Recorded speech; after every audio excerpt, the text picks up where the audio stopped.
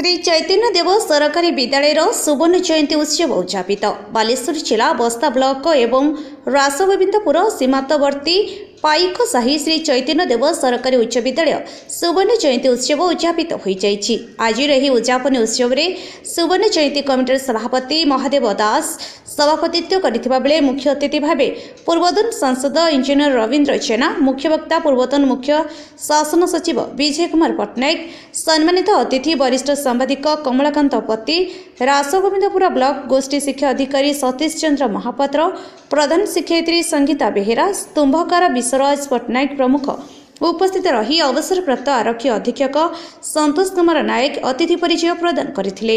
आज उत्सव में पूर्वतन शिक्षक मानस रंजन भोई, प्रभाकर महांती, पूर्वतन प्रधान शिक्षक विष्णुचरण राउत, प्रतिष्ठित सभ्य लक्ष्मीधर नायक, जगेश्वर लेंका, बिरंची नारायण धर महापात्र,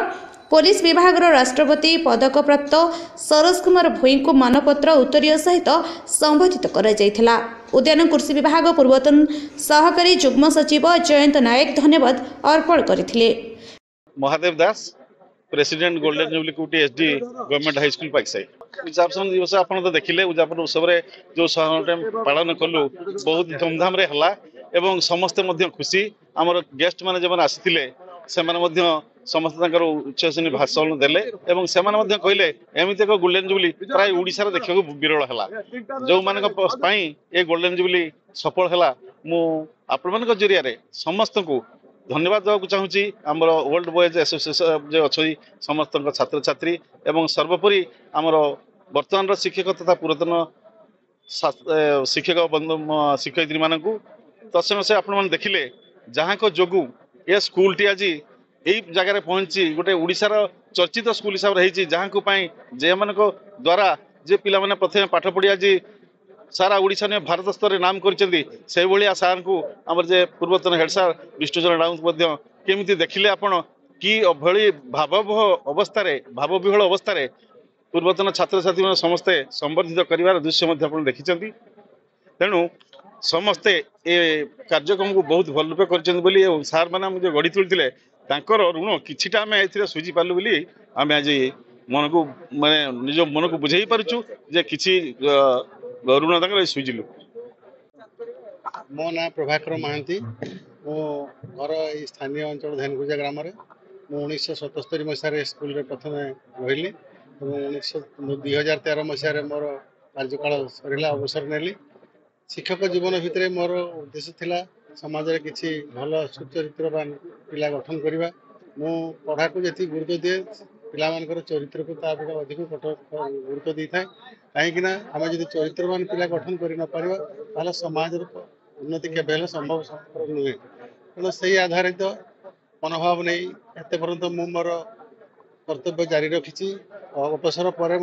शिक्षानुष्ठान सहित जड़ित बर्तमान एसएमडीसी मेंबर अच्छी से मेंबर हिसाब से जी जहाँ करने कथा सब बड़े चलती बहु छात्र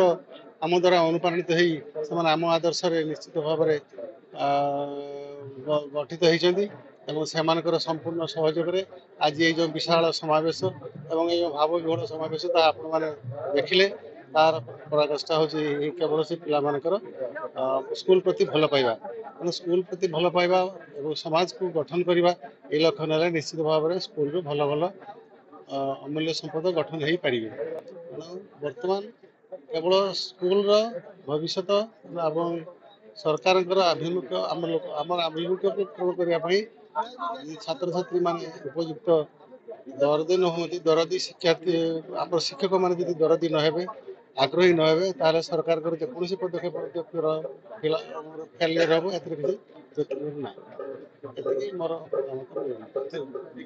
मो नाम श्री विष्णुचरण राउत, मु Paikasai high school ex head master. खूब भल लगुच, मो खूब खुशी अच्छी कारण पिला माने खुशी अच्छा मु भी खुशी, स्कूल खुशी माने मु भी खुशी अच्छी कारण स्कूल हूँ आम समस्त परिचय। आम शिक्षक हो केवल स्कूल तेणु स्कूल पाखे आम ऋणी रहीचु से ऋण किसी अंश सुझा जा पारि आम भावुँ। तेणु आमर जो पिला माने स्टूडेंट माने कि वर्तमान स्टूडेंट माने कि शिक्षक शिक्षयित्री माने समस्ते जो ये प्रकार गोटे परिस्थिति गोटे भावपूर्ण परिस्थिति समस्ते एकत्रित होइकि ए प्रकार कार्यक्रम संपादित करि पारले संपूर्ण करि पारले सेति मु समस्त को धन्यवाद दउची सारा ओडिशावासी को मु एक कथा कहूची गोटे भल विद्यालय गोटे भल मंदिर निश्चित भाव में देवता स्थली बोली आम धन्य होचु सर और गोटे कथा सर हाँ जो शिक्षा व्यवस्था सर रही सरकार जो शिक्षा व्यवस्था थिला वर्तमान जो शिक्षा व्यवस्था अछि तार कि परिवर्तन होई ता सर मोर मंतव्य देबी हाँ निश्चित भाव में शिक्षार किसी परिवर्तन घटी निश्चित एटा आगो की जीवा पई चेष्टा करछि किंतु वास्तव में जो माने स्रष्टा से माने सृष्टि की नष्ट करिया पई व्यस्त अछंती सेति शिक्षा व्यवस्था नष्ट होबारे लागिछि तेणु जो माने स्रष्टा अछंती से माने त्यागी होवा दरकार से माने उत्सर्गीकृत मनोभाव नहीं कि यदि कार्य करिवे ताले शिक्षा व्यवस्था निश्चित आगेइबो बालेश्वर जिला बस्तर सुशांत प्रधान रिपोर्ट अपराह्न लाइव।